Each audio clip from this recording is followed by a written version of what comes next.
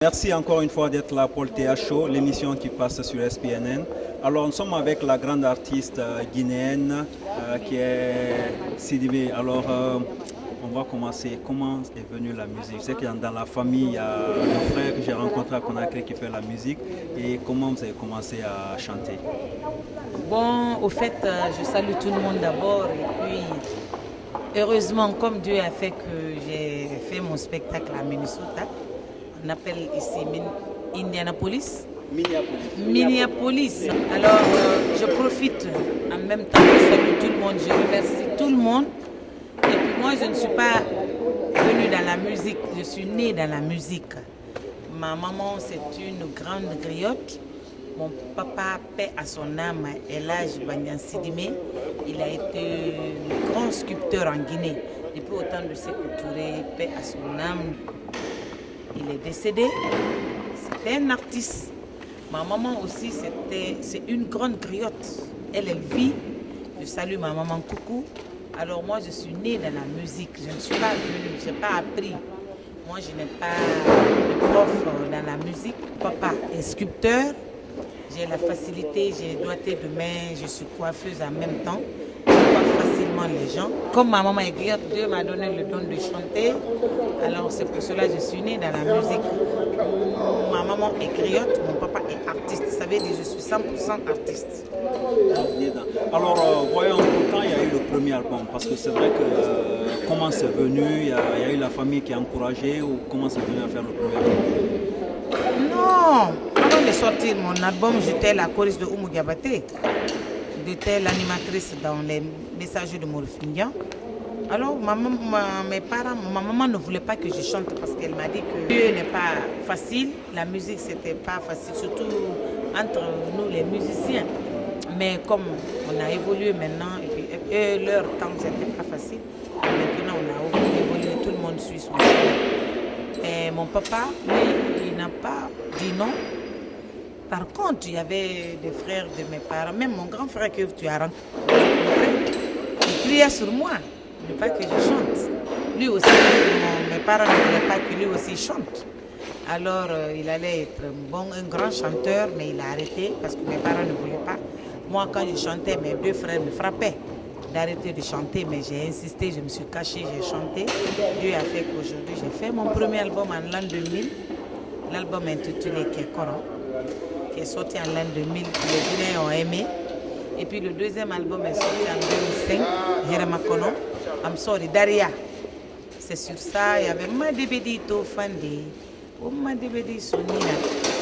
Alors le troisième album là est sorti en 2011, double album, 22 morceaux, Heremakono 1, Heremakono 2, où il y a Makale là-dessus, il y a Heremakono, il y a Bangbalan, il y a Paya Paya, plein de trucs là-dessus. Alors, Dieu merci. Alors, Bon, il y a un problème avec les artistes guinéens.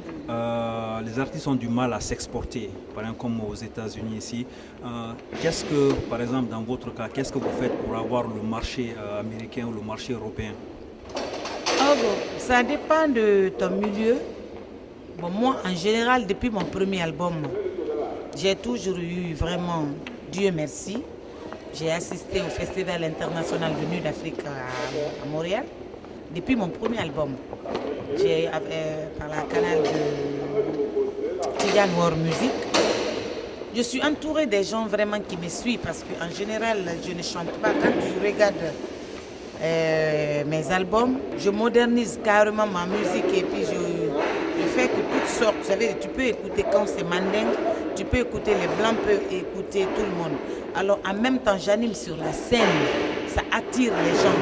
Alors ça encourage chaque fois quand on parle des festivals, on parle des concerts live. Directement, les gens pensent à moi. Ils disent, oui, Tiranke, elle anime bien, elle danse bien, elle chante bien en même temps. Et puis, c'est pas facile, c'est pas tous les artistes qui peuvent jouer avec l'orchestre. Ou bien ce que je viens de faire, la semi-live, mettre la musique avec les chœurs et puis toi-même tu chantes là-dessus. C'est pas facile, il y a d'autres artistes qui ne sont que des artistes de playback. Alors, en même temps, quand il y a des cas comme ça, les gens pensent à moi directement. Je dis que c'est un coup de sens. Je ne peux pas expliquer d'où vient vraiment des idées, Mais je sais que si tu fais du bon travail, malgré que la musique guinéenne, elle est forte, elle est bien, mais c'est pas trop vendu mondialement. C'est pas notre faute. C'est par rapport, si le pays n'avance pas, la musique aussi ne peut pas avancer. Il faut que le pays soit avancé d'abord pour qu'on parle de la musique. Mais vraiment, pour le moment, Dieu merci, j'arrive à décrocher des contrats. Par exemple, il y a 2 mois, j'étais aux États-Unis. Après, je suis allée au festival de Nuit d'Afrique à Montréal. Il y avait 10 000 personnes pour me regarder. J'avais 2 heures de live. Il y avait Tichen Tchapakouli, il y avait tous les bons artistes internationaux qui étaient avec moi. Alors, je me suis vue dans l'eau des grands. J'étais fière de moi et puis j'étais fière de mon pays. Alors ça, c'est des spectacles entre Guinéens. On organise des shows entre les Guinéens. Mais on arrive à avoir des spectacles où on peut avoir 10 000, 5 000 personnes. Il n'y a que des Blancs seulement. Dieu merci, vraiment. Alors, ça encourage les Blancs d'acheter mon album aussi. Alors, au Canada, je suis très connue là-bas. Donc, c'est vraiment un grand travail, quoi. Et il faut que parce qu'on voit aussi les clips guinéens, souvent, les gens trouvent que c'est pas bien travaillé, il n'y a pas assez de moyens. Bon, peut-être c'est pas votre cas, mais quel est vraiment le problème en Guinée? C'est parce qu'il y a des problèmes de production, il y a des problèmes de moyens financiers? Oui, mais en Guinée, on s'accroche. Hein. Par exemple, en Guinée, on n'a plus de producteurs. Hein. Tout le monde se produit, tous les artistes se produisent. Même moi, avec mon album, là, je me suis produit, j'ai fait avec Team Production. Ça veut dire qu'il n'y a aucun producteur maintenant qui prend les artistes 100%. Ça veut dire qu'il dépense, il fait tout, il sort l'album. Parce qu'on disait en Guinée en général qu'il y a un moment, moins de 10 ans, que les albums ne marchaient pas. On n'achetait plus les CD à cause des téléphones téléphoniques, des appareils, les iPods, les téléphones qui font que si tu aimes un morceau, tu copies ça, c'est fini, les gens n'achetaient plus les CD. Mais Dieu merci, quand moi j'ai fait vraiment Makale, vraiment. Dieu merci. Makale a bien marché. Une dernière question, et puis après, parce que vous avez fait un concert, vous êtes fatigué en ce moment. J'ai un ami malien qui aime beaucoup Makale, qui s'appelle Koité. C'est Cheikh Koité. Donc, on va dire, vous allez dire un mot à Cheikh Koité parce qu'il sera content de voir ça. Et puis après, je pose la dernière question. Ok, c'est Koité, je le salue très bien. Normalement, j'ai un contrat au Mali après la fête de Tabaski. Alors, les Maliens veulent que je joue au Mali, à Bamako. Et puis, dans leur... j'ai oublié le nom de cette ville, mais c'est leur ville de l'or, là, non? De minière, non. C'est proche, on dit que c'est la frontière entre la Guinée et Akida, voilà. Alors, je salue Koité, je suis d'origine malienne. Alors, je suis de Sikasso, malienne. Après, mes arrière-grands-parents sont venus à Kanka, ils se sont installés. Alors, je suis Traoré de Sikasso. Alors, je suis descendante de Sikasso Keba. Alors, voilà, je salue tous les Maliens. Mbalma Kemani Moussoma, Mbaoube Foula, Kola Koité, Kankola, Nere, Kamorobe, Fimba, Fekata, Nere, Malila, Kongatolun, Kembebe Foula.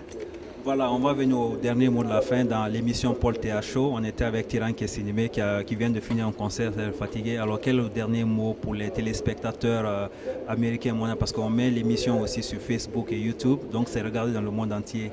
Alors le dernier mot pour les auditeurs. Alors le dernier mot, suivez Tira. Suivez Tiranké, écoutez l'album de Tira.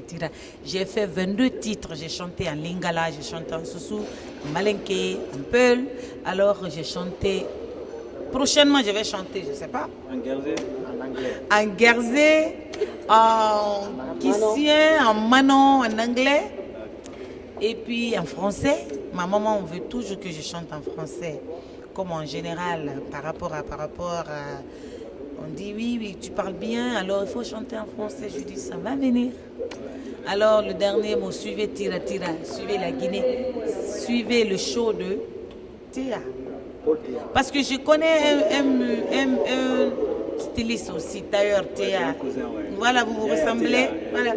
On est venus ensemble une fois aux États-Unis, à New York, avec l'USC. Je suis membre de l'USC.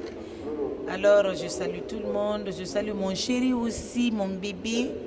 Je pense à lui aussi, mon bébé. Je t'aime, tu me manques. Je suis avec ta petite sœur Hawa Touré. Alors, je salue tout le monde, mon grand-parrain, tout le monde, mes amis. Alors, Théa Show. Okay. See you later. I'm coming soon. For you? For me? I don't know. You know what I'm saying? You want to see me, you want to know me, but you want to see me, you go see Théa Show. Thank you, everybody. Merci.